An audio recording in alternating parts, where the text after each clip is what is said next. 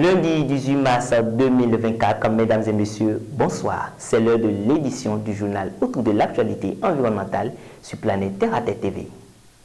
Le Café Environnement a tenu l'une de ses sessions cette fois-ci sur le site de l'École nationale d'économie appliquée et de management ENEAM le 14 mars dernier à Bégamé. Les ambassadeurs et participants ont reçu des enseignements du programme Globe impliqué dans la collecte des données relatives aux arbres facilitées par notre expert du jour, Bérénice Serrault. C'est un reportage de Julien Tonjo et Gidas Dalmeda. Le contenu aujourd'hui permettra à nos ambassadeurs d'obtenir eux aussi une attestation signée de la NASA puisque nous recevons les experts du programme Globe, Global Learning and Observation to Benefit the Environment. Et nous allons pouvoir apprendre ensemble à mesurer la hauteur des arbres. Ce sera la collecte des données Globe relatives aux arbres.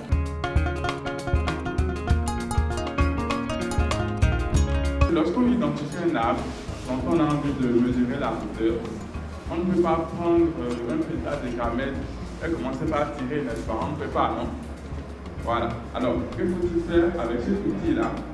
Eh bien, on se place à une position donnée de l'arbre où on peut avoir une vue sur la base de l'arbre et sur le sommet de l'arbre.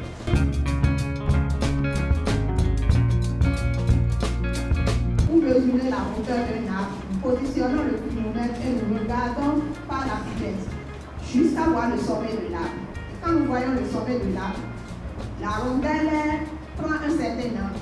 Vous allez voir qu'au fur et à mesure que j'écris, que je ramène en position initiale, la rondelle bouge. Donc c'est elle qui va nous permettre d'avoir l'angle. Et cet angle-là, prenons ici et nous voyons la correspondance de la tangente derrière. Et là, vous savez que quand je mets ça comme ça pour prendre la hauteur, ça veut dire que la hauteur de l'arbre que j'aurai sera la hauteur à partir de la hauteur de mes yeux. Donc il faudra prendre en compte par la suite la hauteur, ma taille, c'est-à-dire de la hauteur de mes yeux, vers le sol, qu'on va ajouter à la hauteur de l'arbre, qu'on va calculer à partir du kilomètre.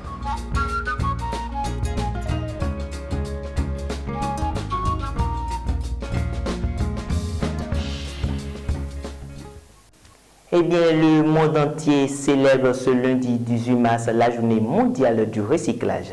De nombreuses actions sont menées dans le monde qui permettent de mettre en lumière le rôle fondamental que joue le recyclage dans la protection de l'environnement. Notre rédaction nous embarque dans l'univers des arts et de publicité de Jeanne Rossinon Amandji.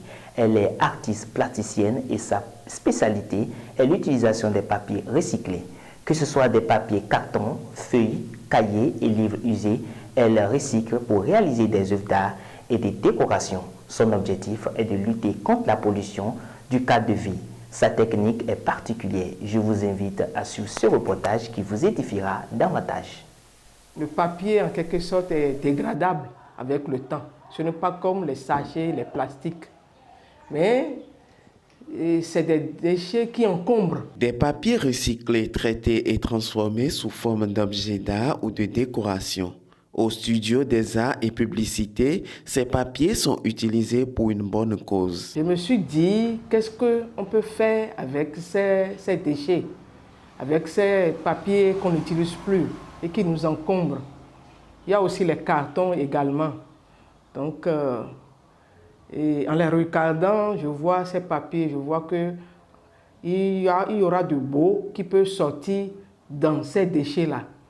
Et en même temps, ces papiers collectionnés et recyclés, ça peut en même temps réduire la déforestation. En dehors de cette lutte, le plastique aussi est utilisé dans le but de lutter contre la pollution de l'environnement, ce qui prouve l'engagement de l'artiste. J'ai la possibilité également d'acheter d'autres matières, comme le plastique.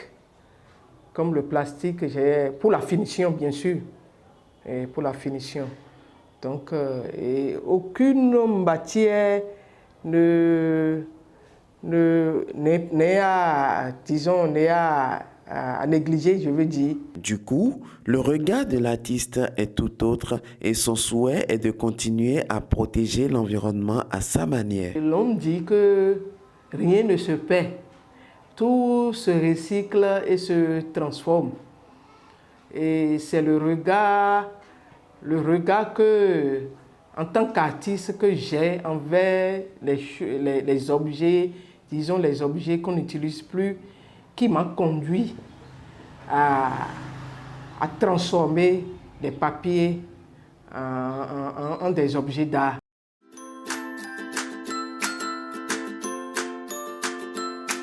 « 100% Terre » vous fait découvrir les merveilles de la nature pour le bien-être de la peau et des cheveux. 100% Terre, c'est des beurres végétaux, des huiles végétales, des graines et des poudres. Passez votre commande en un clic. «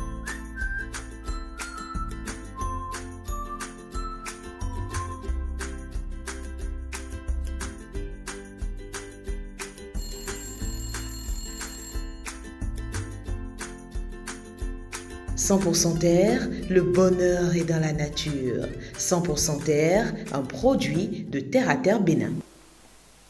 Hors de nos frontières, à présent, la sécheresse provoque des coupures d'électricité en Zambie.